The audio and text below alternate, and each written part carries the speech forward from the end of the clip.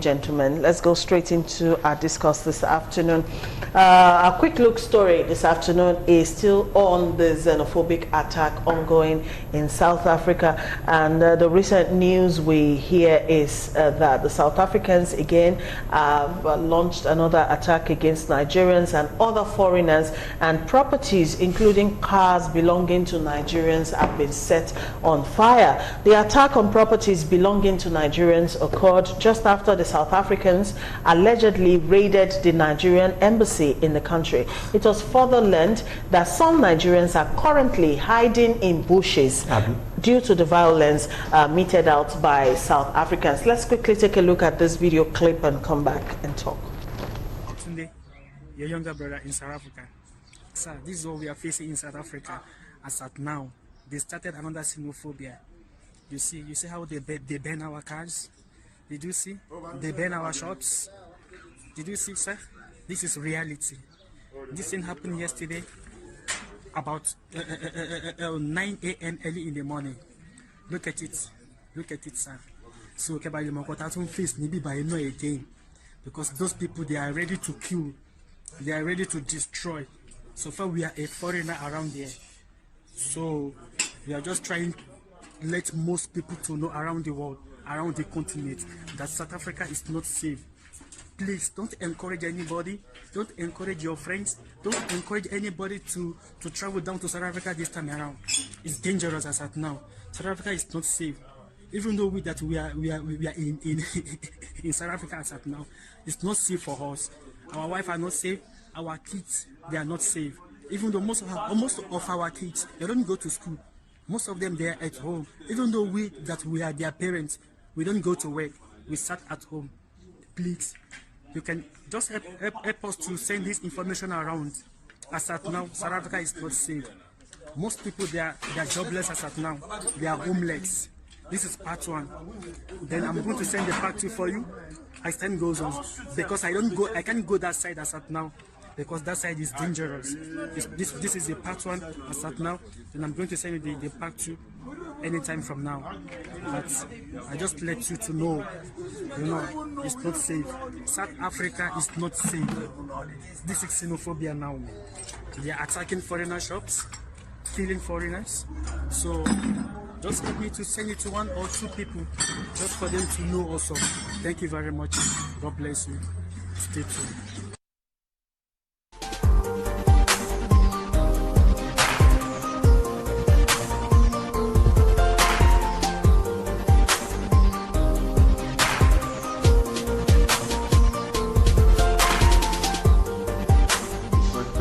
President spoke to their president. Okay, welcome back. All right, so this xenophobia attack is still ongoing, as all the news are reporting, and I didn't want to use a more serious clip than this. There are videos online where you see actual shooting and all of that, and really, as a Nigerian, I find this very worrisome. Akobo. Well, it is a sorry pass that we've come to, and the tragedy is that our government have not been able to protect us against these attacks. That to me is the tragedy. Xenophobic attacks, I know South Africa very well. Like you know, I've been there many times.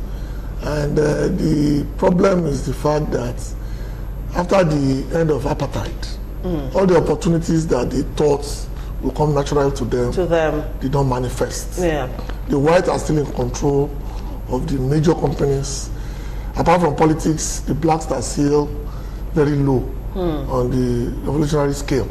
And then here comes the Nigerians, who are very boisterous, who are very enterprising, who are very smart, and they now fill the gap that was left in the middle.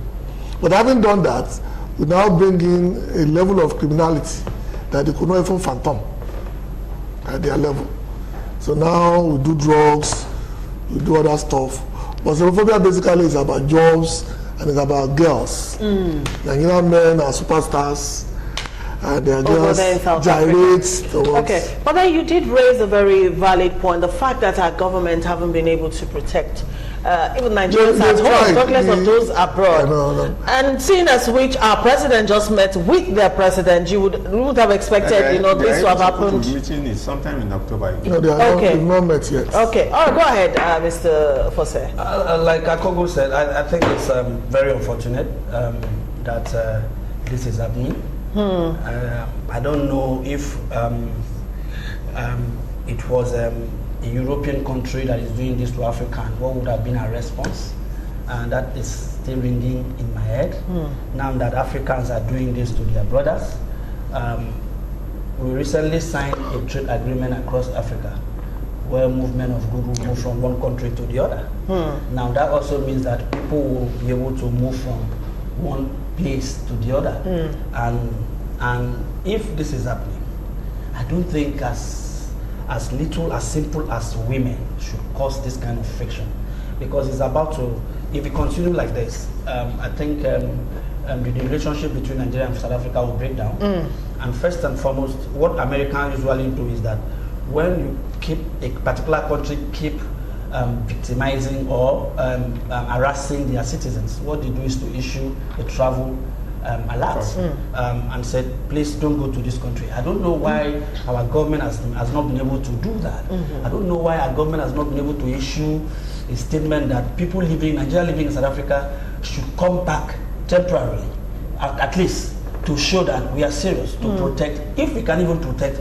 Because for me, on this program, I've said it many times that the killing that is going on in Nigeria is as worse as the one that is perpetrated by the South Africans.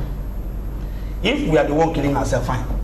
Since we cannot protect ourselves, let another person not begin to exterminate us, because it's an affront. But it's one thing for the government, Mr. Godi, to say citizens should come back.